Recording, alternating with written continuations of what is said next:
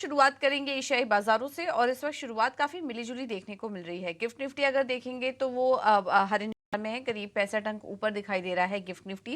अन्य बाजारों पर नजर डालेंगे तो हांगकांग के बाजार सपाट हैं, लाल निशान में कारोबार हो रहा है वहां पर। जापान के बाजार में 600 अंकों की मजबूती देखने को मिल रही है। कोरिया के बाजार भी हरे निशान में है, चीन के बाजार भी सपाट ही क्लोज ओपनिंग का संकेत दे रहे हैं। तो इस वक्त एशियाई बाजारों से जो संकेत मिल रहे हैं वो ठीक ठाक ही है। और अन्य मार्केट्स की बात करें और शुरुआत करेंगे यूएस मार्केट से, तो वहां से संकेत काफी पॉजिटिव नजर आ रहे हैं। शुक्रवार के दिन हमने देखा कि डाउ जोन्स में 300 अंकों की तेजी देखने को मिली। नास्डैक और एसएनपी 500 में भी 1% से ज्यादा की बढ़त हुई है। हालांकि पूरा हफ्ता काफी वीक था और नेगेटिव क्लोजिंग ही यहां पर देखने को मिली। लेकिन शुक्रवार का दिन काफी अच्छा था और लगातार जो हम गिरावट देख रहे थे उससे एक रिबाउंड यहां पर देखने को मिला। वजह ये थी वहां पर मजबूत जॉब रिपोर्ट के आंकड़े आए, काफी स्ट्रांग रिपोर्ट्स आए और कहीं ना कहीं बाजार का फोकस अब ब्याज दरों में कटौती के बजाय इकोनॉमी की स्थिति पर शिफ्ट होता हुआ नजर आया, क्योंकि अब यूएस की इकोनॉमी स्ट्रांग तो दिखाई दे ही रही है। मंदी की जो चिंता सता रही थी कुछ समय पहले वो अब काफी ज्यादा कम हो चुकी है। तो अब बाजार पूरी तरीके से स्ट्रांग इकोनॉमी का आंकड़ों पर फोकस करता हुआ नजर आया और इस वजह से हम वहां पर अच्छी तेजी देख रहे थे।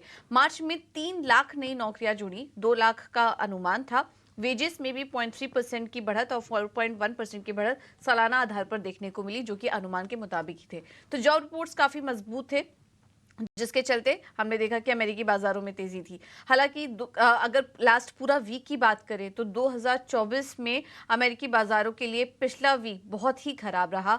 डाउ जोन्स में पिछले हफ्ते 2% से ज्यादा की गिरावट देखने को मिली, एसएनपी 500 में करीब 1% और नास्डैक में भी 0.8% की गिरावट देखने को मिली है। ये हफ्ता भी काफी इंपॉर्टेंट होगा, महंगाई के आंकड़े आने वाले हैं, इस पर नजर रहेगी। अब मजबूत जॉब रिपोर्ट्स तो आ चुके हैं, उसके बाद महंगाई की चाल कैसे होती है इसको काफी क्लोजली वॉच करेगा बाजार आने वाले इस हफ्ते में।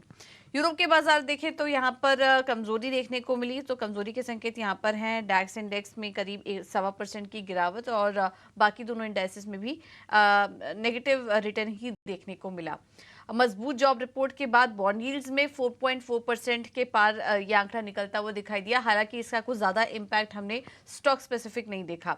सोने में रिकॉर्ड स्तर अभी भी जारी है, लगातार तीसरे हफ्ते सोने में पॉजिटिव रिटर्न देखने को मिला। लेकिन दूसरी तरफ मिडिल ईस्ट में जो टेंशन बढ़ते जा रही है ईरान और इजराइल के बीच, उसके चलते हम देख रहे हैं कि कच्चे तेल में अभी भी तेजी बनी हुई है। हालांकि अभी थोड़ी नरमी जरूर दिखाई दे रही है, लेकिन $91 के पास हमने देखा और तेल के दाम 5 महीने के ऊपरी स्तर पे आ चुके थे। स्पेशली यूएस क्रूड के जो दाम है वो $87 के पास पहुंच चुके हैं। यहाँ पर सप्लाई को लेकर कमी अभी भी जारी है और इसी वजह से हम देख रहे हैं कि अक्टूबर के बाद सबसे ऊपरी लेवल्स पर इस वक्त कच्चा तेल कारोबार कर रहा है। तो कच्चे तेल को लेकर कंसर्न्स अभी कम नहीं हुए हैं, थोड़ा बहुत नरमी आई है, लेकिन ओवरऑल जिस तरीके से डेवलपमेंट हो रहा है मिडिल ईस्ट में अभी भी एक चिंता बनी हुई है कच्चे तेल की चाल को लेकर, जो कि भारतीय बाजारों के लिए नेगेटिव है। तो इस पर हमारी नजर बनी रहेगी। लेकिन कुल मिला के बात करें तो आज संकेत ठीक ठाक ही हैं, क्योंकि पिछले काफी पूरा हफ्ता हमने देखा कि ग्लोबल संकेत अच्छे नहीं आ रहे थे, लेकिन उसके बावजूद भारतीय बाजारों में रिकॉर्ड लेवल्स देखने को मिले। अब शुक्रवार